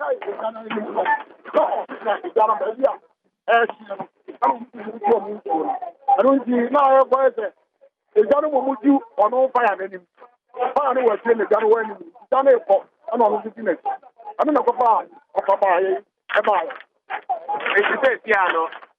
Yeah, I depot there, Emma, a guy at 4 high, you know. The media is not just the way of the Ghana with the Bayer and yes, the piano, the Abba, I say, the young one, no, Sarabaya, Amaveza. Who has a Padium Pimpin? I say, what is ya? Yakasa, if you know the Communama, the Boswa, and Yakatua, Ranzo, she wore the woman to come with that count, Yabasa. Again, now, the best of yeah, and I don't know what about the back. Every day going on. And that's in your panel, that's what about it. I don't see all telling you how I'm there for. Because any block will be a deal. And I don't care what I'm talking about. Yeah, of course, one. I'm not telling if you have the best then trust from where we are now. On my penny for the Yasin and going out to money. I'm not going to say, get to entry for Bacrono. Let me know. Yes, for Tommy and Thomas, I don't care better. About them at Wayne. They won't yes, you know. And I am left there. That's how you're because they said that we are now done. That we are not done as an adult. Was the money I left him? Is a football band with you ever way more? Well, the CIA is singing. Come on, what day? And it's done funny for this year.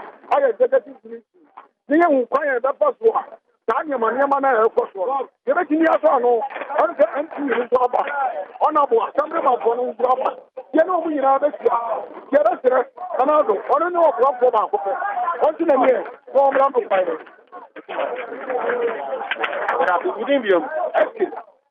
Now, SK is actually a former discipline chairman, and he is actually talking about what exactly has been happening there. I asked him about the situation when it comes to discipline or the lack of it in the market with people using a lot of liquor.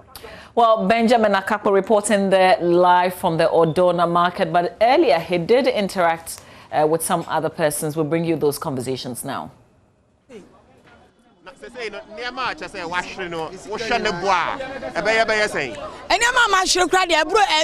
million. 7,000 Ghana. Shop near me, no, a boom, I near my home. Shops me, no. A boom, I say. Nina Ash. Now, say, no, Dana win him Efa Sania, a Jana started. Then on my country. Sanya Jana started and the Thomas started and Naminia. Naminia. Your friends say Jatum now, just said the Husana. Now you started free, I say. Etinia say a crisis here. You are such as a baby Pia, Shin, says shop or Nash. It will be no, I can't be home. Now, Moamatonia Mahana, many of you Marcasa are almost Yenjay, Osha. Then you bet me, I am not just as I just yes, I know, and the first time I do AC me. Then you bet me, I brought 5 times, Nikra. You market Yashi. Tambia is so tired, no, you are fire. A woman's one, a Jan's ashy and Yamanina. They say, just on my market in a fufro. Am I? Number and fufra, and so should you, because I said near my Yamoya, and no idea Namoya, and she will be electrical fault. And I started with 50 honor. I said, illegal connections in our doors. I know yet me who say, no, and I say, or be a shadow, a sad one. It's in yet me, say, illegal connection now, or canoe, and I say, then. Etino, I buy Emma now on your market, you know, from my because it's so tired, you have Yanina. And just so as she says, me shopping in she says, I'm Mijana. Now, the Uncle the saying. Me patch me the Florence Nyakwasafo. What on your mother how many years? Me patch me my ton your mother have 20 years. Me were hands and yeah market, yeah, some market. Nina me what I say. Sad scenes here. Florence, who was actually also Florence Nyakwasafo, who has also lost a lot. I want us to do this now. She is trying to salvage. This is how bad it is. She is trying to salvage coins. Look at this. She's trying to salvage whatever coins she can from the wreckage. That is, look, some of the products she's been selling, the chocolate and the rest, and she's trying to salvage even coins. It tells you how dire the situation is here in Odona. And according to her, at least 5 times, we've heard time and again that this specific area has been gutted by fire. And she, Florence, is actually calling on the authorities to come and do something. To come and do something about the situation and likely rebuild this market area. So still here, and we're capturing the scenes from Odona, where indeed the fire has gutted.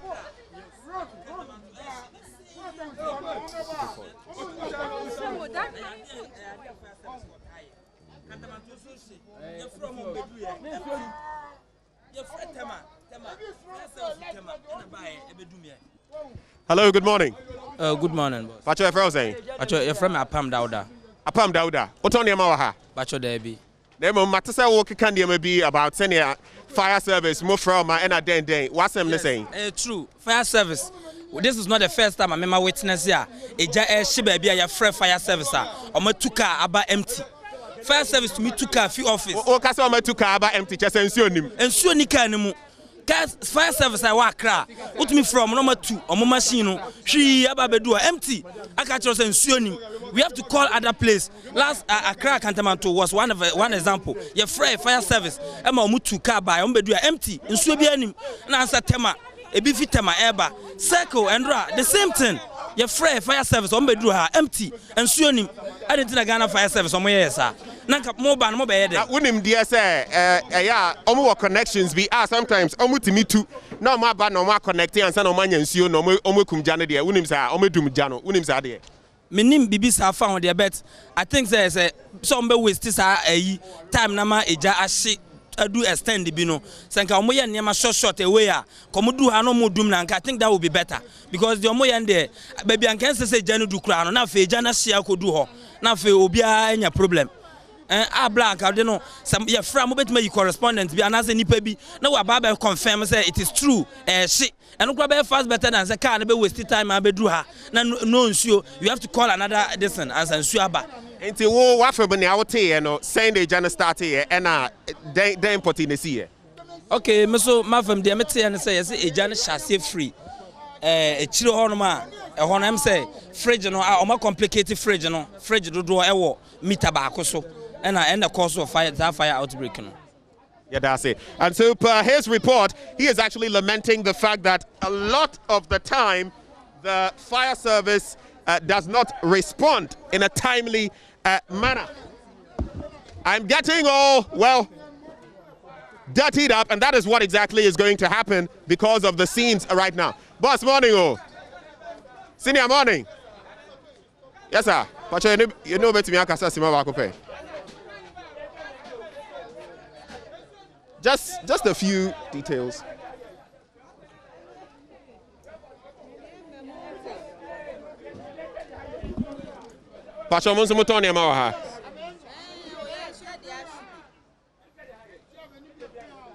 Good morning.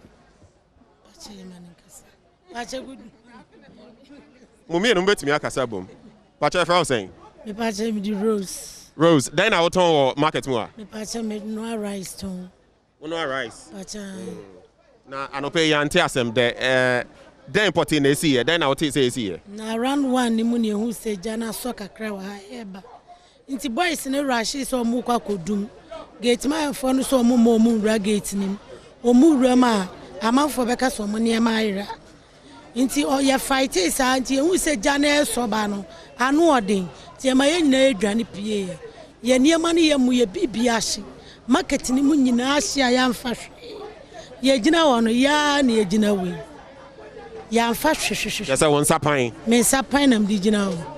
Ye bibia hye. Ya dare say ye di ye aduane o ye bibia ye ntimi anyi ba.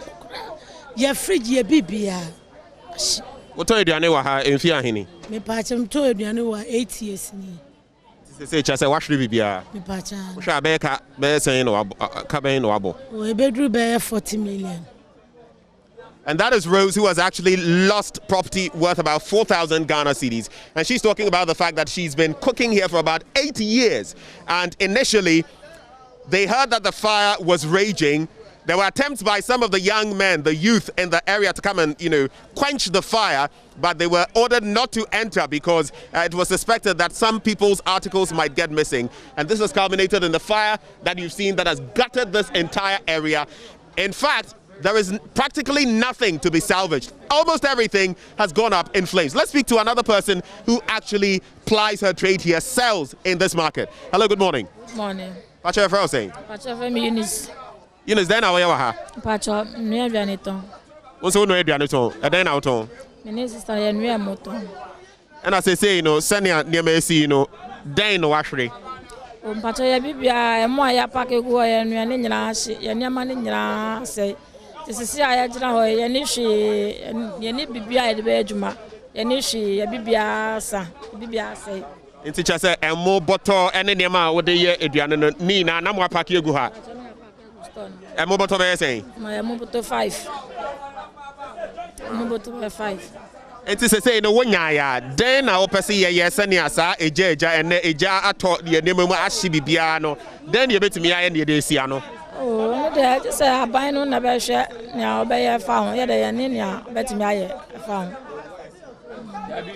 That is another person who also sells here. She actually sells together with Rose, and she is saying that they had bags of rice, other items that they use for their cooking, and all of them have gone up in flames. She says that, per her estimations, quite a bit of money that has been lost here. Let's move on and talk to some others who have also lost property here. Hello, good morning. Hello, good morning.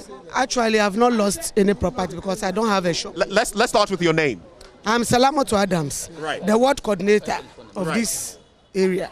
Right. Actually, the place got burnt somewhere the beginning of last year. And we came in to advise them that they should separate the food vendors from the clothes sellers so that it will prevent future occurrence. But they refuse because the cylinder, if you look at the actual salvage, the cylinders are too much in the market. So I think that contributed to the fire outbreak. Right. Because the cylinders in the market are too much. But the point is, you say you are the warden, right? I'm the warden here. Great. You know of the situation. Some have said that it was an electrical fault that sparked this. It could have been a gas leakage or something as well. But you've known this over time. Why has something not been done about it? You see, it's a whole lot of problems. ECG have to come in to arrange the wires. The wires are too rough in the market, you see, but they are not coming. I don't know why. They've been coming to take money from them. Some of them they've been coming to take money from the people. So they know that there are illegal connections in the market. That also contributed to the fire outbreak. So the ECG itself bears part of the blame for this? I think so. I think so. And I believe so too. What do you think can be done to solve, this problem? Because you've spoken to the people. Now I hear that in every kiosk, every store, everybody is doing their own illegal connection. Yes. So if we were to rebuild this market, what could we do differently? I think every individual should have his or her own meter. And they should regulate that there's no illegal in the markets. That is the ECG. That the ECG, yeah. Right. Oh my goodness. Let's move on to speak to some other people who have also lost property here. Hello, good morning. Good morning. Your name? Akwesi. Akwesi. What do you sell here? Drinks. What kind of drinks? Alcohol and energy drinks and whatever. Okay. So you heard of the fire. When did you hear of this fire? And what exactly, got you scampering here? Namada. And Madam Fibu as a friend Omega. I know I'm Akwesi. Market nation. Tim sorry I pet now toilet view actually say. I want to know January. Now I'm dispute do an fire service. 2 cars and an hour. First one be omubie hwinim ombie hwinim. Second one so ombie 3 minutes nasa. After the start stage anu spread ko. Obi akura nim se jan kro betimi aduru ha. It's just a fire service by and Jarin and Darren bedru high. No akura. It's about time be na omode car no be buy just say na nsuo ma omutimi start the year juma. Tama 2 cars in buy now almost short 2 nsuo. Another 2 buy around bed 2. Okay, 214. I know so bad. Still, I'm 2 cars na ba umunya babia. Obe connect nsuo na ade. Afa babia si. Perfect issue na now some of the almost I come back by and peja kwaso na bakuja so still jani timi nu na jana timi ahia abeduru asei teacher say ahia finfini ho abeduru ha ma bibia ahie obia no wonya ne niama enti wo a woton drinks say no wo hwa kabe say no abo oh my boka mintimi sisi mintimi sisi nkura. So those are the scenes here. We're going to be speaking to more people who have been here, who have lost property. But you can hear a lot of them complaining about the reaction, the lack of swiftness when it comes to the fire service. I was, speaking to some of them earlier, but they refused to actually get interactive with us. But the general complaint here is that the fire service didn't react quickly enough. In fact, 2 of their vehicles came through without being able to do anything. And that is what supposedly has led to the fire raging all the way to this point where all of those in this market area have lost property. Let's move on and interact with some other people who are selling here, who are traders here. Hello, good morning. Good morning. Your name? I'm called Emmanuel. Emmanuel, what do you sell here? Actually, I don't say these are my aunties here, but I think I'm a proper eyewitness to how it all started. And honestly speaking, the fault is really, really great. Because if I'm to examine how it all started and what I am seeing right now, Trust me, brother. I didn't expect what I'm seeing. Why? Why do you say you didn't expect it? Because from the start of the whole thing, all my expectation was this fire is going to be quenched in no time. Wow. Because it started just from a very simple spot. Where did it start? Did you see it when it started? Where did it start from? Where exactly? Exactly, it started from the toilet zone. Right. Which is about 100 meters from here.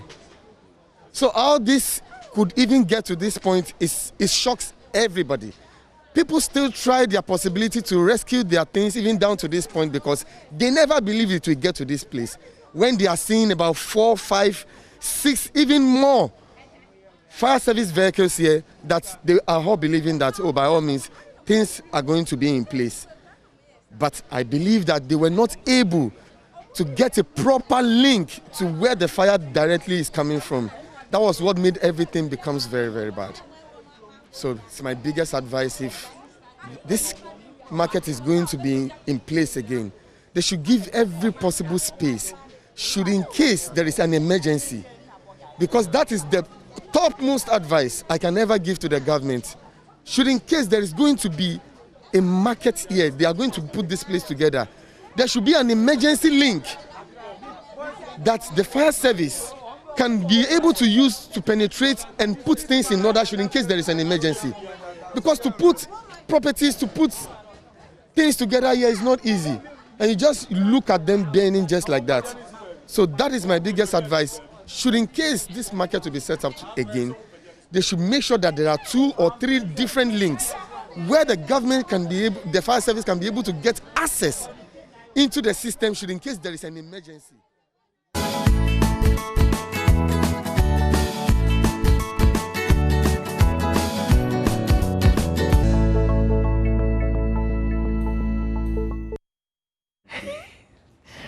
Now we've got an energy forum on energy, with some energy analysts coming up tomorrow, and it's intriguing, the conversation, because it answers a very important question of, are we going to return to those days when we had prolonged dumsor, if you like. The forum is being put together by Abeku Brew Hammond Foundation. So Mr. Ishmael Ajekomihene is here this morning to tell us about it. He's the executive director of KITES. Exactly. Thank you very much for being here. You're also a member of the Public Utilities Regulatory Commission Board. Yes. So very good morning to you. First of all, what's the connection between Mr. Abeku Brew Hammond and KITES? Okay, thank you, Mama V.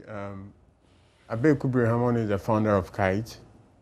He established KITES in 1996. In fact, Abeku was the one who employed me in KITES in 1999. He's been my personal mentor. So KITES is existing because of Abeku Brew Hammond through his personal vision. You know, he himself was a lecturer at K University, and he set up this NGO. I understand he conceptualized the idea way back in 1992, 3, 4, thereabout, when he was doing his PhD in Success in the UK.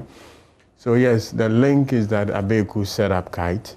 So when he died, unfortunately in 2013, some of the things that the KITES board decided to do together with the family was to set up this foundation to sort of perpetuate some of the ideals that he was pushing for. Abeku lived and fought for energy throughout his life. And we never expected that he was going to go the time he went. But yeah, so... Yeah, but KITES has survived.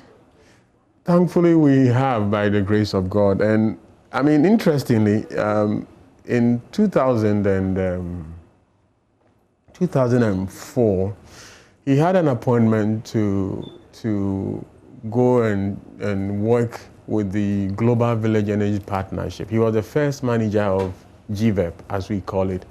So Abeku resigned from KITES and moved to the UK for, this tenure was for 2 years. Okay. So he took leave of absence from the university and resigned from Kite as a director and left. When Abeku came back after his tenure, Abeku said, I don't want to have anything to do with Kite. I've been away, you guys are doing fantastically well. It's been my dream that I will one day not be here and you guys will be able to run. I've done that, I've seen that you guys, Abeku even refused to join the Kite board when he came back. So that's the man that we're talking about. But we have survived. We will be 25 in a few years' time, from 96. The Institute of Technology and Environment will be... Kite, yeah, yes, we'll be 25 in a couple of years' time. We were set up in 96.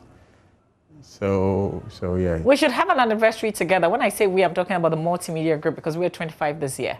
Great. So, great. but fortunately, we're collaborating on this energy forum. And we are super excited. I mean, your platform is big. And when we have you on board, at least it lends some credence to what we're doing. And we're happy that you saw what we want to do this year as very, very relevant for our country. And for that reason, we are very excited and we are thankful to Multimedia for agreeing to partner us in this. So why are we asking this question, whether or not we could be going back to the prolonged doomsday days? Is this something that you foresee? Are you seeing signs and symptoms of something? Okay, so I wouldn't put it that way, but just to say that we are concerned about some of the things going on in the energy sector. But let me backtrack a little bit and just set the context for what we're doing here. One of the things that the foundation is seeking to do, I mean, Abeku started what we call the Flag Bearers on Energy in 2008. So he brought all the flag bearers to campus in tents. Everybody spoke about their vision. The title was Energy My Vision. So you have a whole afternoon or a morning to yourself. You tell the people there what you want to do with energy. So one of the things that the foundation said we're going to do was to do that every 4 years. So he did it 2008. 2012, he did it again. 2016, we couldn't get the parties to come together, but we did a similar event as we're doing tomorrow. Okay. So the whole idea was to let the flag bearers and the parties tell us what they want to do if they are elected into office. So we tried to do that again this year, and you know this whole thing about we will debate, we won't debate, we will talk. So this panel of experts is also another activity that we decide to do every year to provide thought leadership in the energy sector. Everybody, you see the board, Mr. Awatri, Harriet, everybody is energy, you know, so we kind of understand what the issues are. So going into those elections, a new administration, whether it's MPP staying on or NDC or whoever wins the elections, we thought that we needed to put a spotlight on what we see to be some of the underlying issues, very fundamental issues, that if we don't address, could ultimately the dreaded doomsday. Because, I mean, and just to put what we're talking about in a bit of perspective, you know what the independent power producers are saying. Threatening to withdraw their services if the debts owed them are not paid. Exactly. So nobody has hidden from the problems, I mean, the debt situation in the energy sector. The Minister of Finance is talking about it, everybody's talking about it. But for the IPPs alone to say that we owe them to the tune of $1 billion US, and that it could ever arise that as private people, they can decide that we've had enough and that we pull in the plugs, we're not going to run the generators to give you electricity. Our public utilities can't meet all our demands. So if this chamber, which is a powerful group, says that if we don't do this, and they were quite specific what they want, and they say we need a certain quantum of our 80%. Exactly, 800 million cedis in the COVID. I mean, you know, so that's one of the things that we wanted to discuss, and is you see that in the concept note. How did we get here? And how do we ensure the long-term sustainability of the energy sector? Because if it's not financially sustainable, you wouldn't be able to get the players in the industry to provide the power that we all need to be able to get our lives going and also do businesses. So this expert panel is just to say that the politicians will always talk about aspirations, and they will always sugarcoat what they want to do in their manifesto to convince you to. But nobody, especially the sitting government or the ruling administration, wouldn't tell you that there are serious challenges in the energy sector. We think that the lights are on, which is something they've done very well. But my lights keep going off. Yesterday I slept in Dunso till this morning. Sorry, Mama V, that can only be a distribution issue, unless, of course, I hear anything that there was a deficit in generation. But it's rather unfortunate. Then I think it's a distribution. So this are my isolated. I would put it that. I think last Sunday too, I also experienced an outage. But bottom line is that, apart from these, what we used to call light off. I mean, until the Dumso became part of our jargon, we all knew that power outages were there with us, okay? But the Dumso was when it's almost like planned outages, and in some cases unplanned outages for prolonged period of time, and sometimes they come. So the outages, not until we have a very, very solid distribution network, where you don't have cablings, wires going on top of people's building, articulator tracks pulling down electric poles. When we have everything running efficiently, those things are bound to happen because you have sometimes overloaded transformers, you have rain dropping a tree on a conductor. So those things could happen, and we admit that the distribution network is not robust enough. Part of the reason why this PDS whole thing was to say that let's strengthen, and then we all know the rest is history as far as PDS is concerned. So those isolated cases, we can address them. But now there are more fundamental issues. For example, the indebtedness, which keeps increasing on a daily basis. And this is not the experts talking about. The Energy Commission, there's a whole program by government called Energy Sector Recovery Program to tackle some of the issues that we want the experts to be talking about tomorrow. Not only do we have excess capacity, you see, these people are talking about our indebtedness. What we don't know and what they haven't told us is that they are being paid regularly than previously. Okay. But the debt is also adding up on a daily basis. Why? There are some capacities that we are not using, but because we've signed contracts, we have to pay them. Okay, the capacity charges would have to be paid. Unless you succeed in changing the terms of the agreement, there's a contract. So it will be interesting to see how much of that is being added on a daily basis, because there are assets that we are not running, because electricity cannot be stored, unless, of course, you want to have battery banks. Once you produce, somebody has to pay for that. So those are the issues. There are issues with excess capacity. There are issues with excess gas in the Sankofa field that we are still paying. We don't have enough demand to take the Sankofa gas, to also take the Jubilee gas. There was a challenge thrown recently when the VRA launched its anniversary, and the senior minister was asking them, charging them effectively to sell power out there.